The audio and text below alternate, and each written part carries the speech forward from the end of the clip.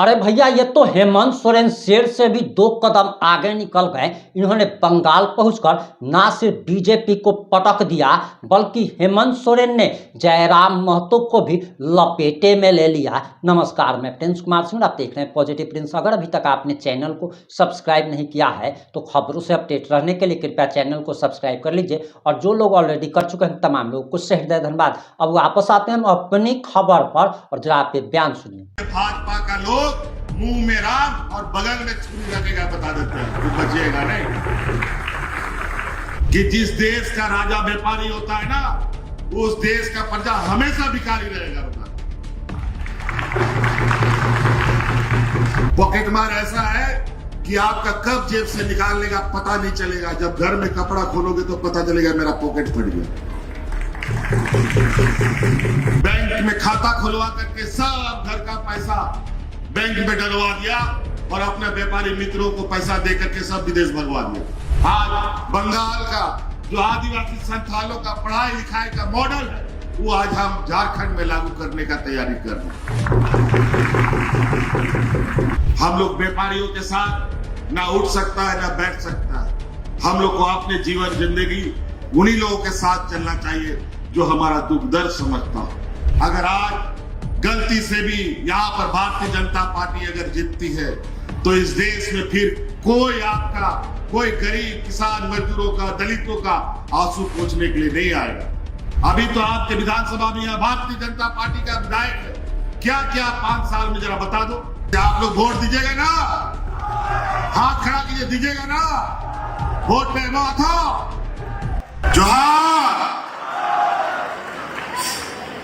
कहा जाए, जब बिहार, उड़ीसा, असम जब नहीं बना तो हम लोग एक ही बंगाल में एक साथ रहते थे। समय बीतता गया, अलग अलग राज्य बना और झारखंड भी बना। आज झारखंड के बने 25 साल हो गए और ये पुरुलिया डिस्ट्रिक्ट, इधर बर्धमान डिस्ट्रिक्ट, कई सीमावर्ती क्षेत्र हम लोगों के लिए कोई अनजान नहीं है।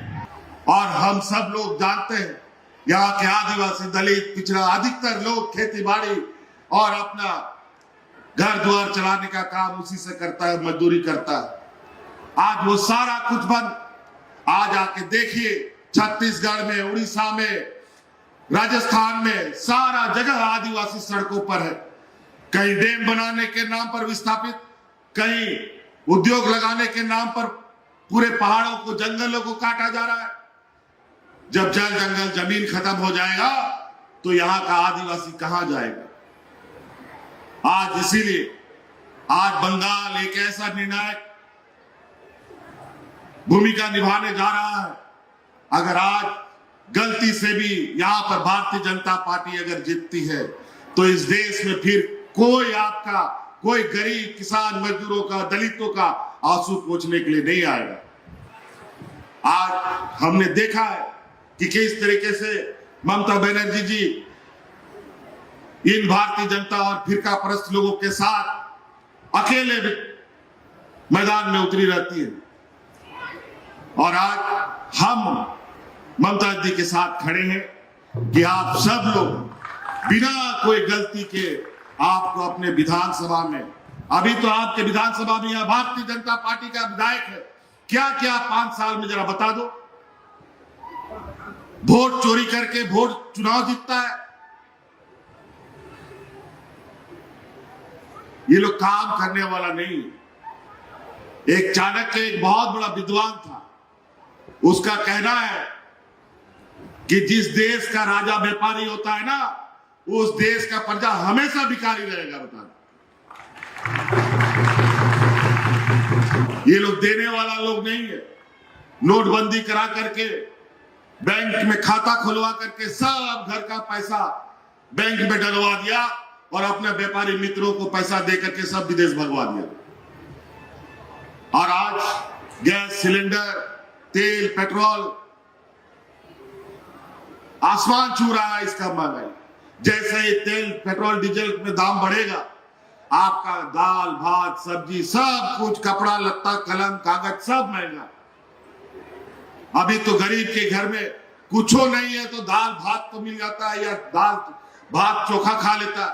कल आपका थाली में एक दाना भी नहीं रहेगा, ये स्थिति कर देंगे ये लोग। इसलिए आज आप लोगों से ये निवेदन और आग्रह करने आए हैं कि गरीब गुरुआ, दलित, पिछड़ा, इसका कोई आंसू नहीं पहुंचता और इनको हमेशा संघर्ष करना पड़ता है। और संघर्ष करने के लिए अगर कोई आदमी ताकत रखता है तो वो गरीब का बेटा ही रखता है। और एक ऐसा पार्टी जो आपके बीच दिन रात और साए की तरह खड़ा रहे। हमने देखा है किस तरीके से बंगाल में टीएमसी ने यहाँ के आदिवासी, दलित, पिछड़ों के प्रति अपनी संवेदनाएं व्यक्त की।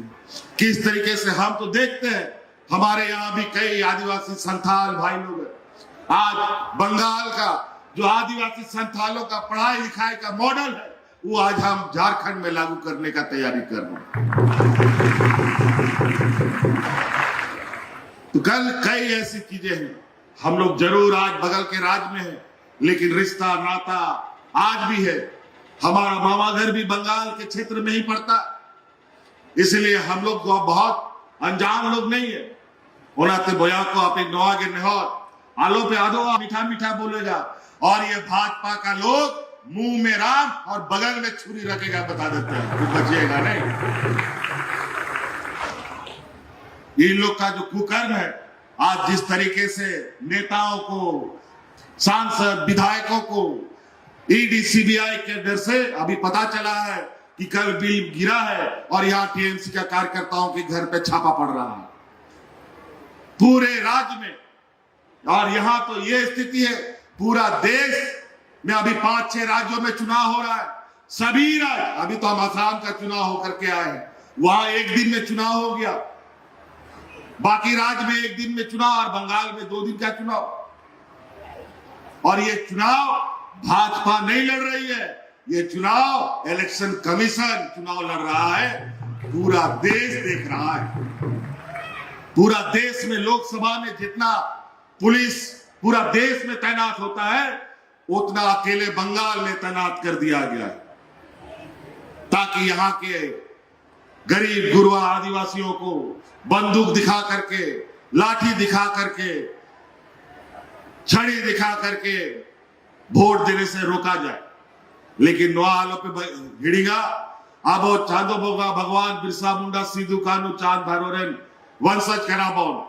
जब अंग्रेज सला आबोरेन हपड़ाम को लड़ाई करना नो आ सारते गए तो आबो हो उना दाड़े बिना तबो ना नो तो दिसोम रन को व्यापारी कना को, और बिना गुनाह का नेताओं को जो उससे नहीं डरता है उसको जेल में डाल दो।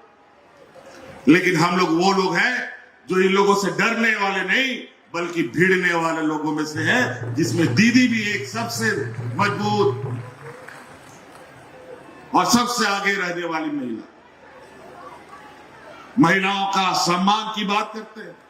ये लोग तो गुजरात में कम से कम 20-25 लोग वहां पर जो रेप में सजा हुआ लोगों को ये भाजपा का लोग गृह मंत्री के कहने पर उन लोग को जेल से छोड़ दिया जाता है, और उन्हीं लोगों को फिर कोर्ट के आदेश से वापस जेल में डाल दिया जाता है। ये हालत है इनका। ना इनका गरीब के प्रति कोई संवेदनाएं है, ना महिलाओं के प्रति, ना बच्चों के प्रति। इनको सिर्फ और सिर्फ अपने व्यापारी मित्रों से लेना देना है। इसलिए साथियों, हम लोग व्यापारियों के साथ ना उठ सकता है ना बैठ सकता है।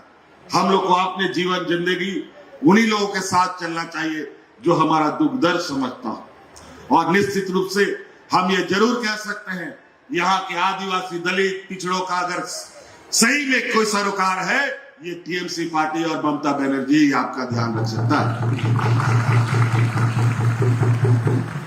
तो इसीलिए यहाँ पर आपका जो काशीपुर विधानसभा है, जो सोमेश भाई हैं, सोमेश भाई एक नौजवान। आपकी क्या प्रतिक्रिया, अपनी प्रतिक्रिया जोड़ दीजिएगा। जुड़े रहे हमारे साथ। जय हिंद, जय भारत।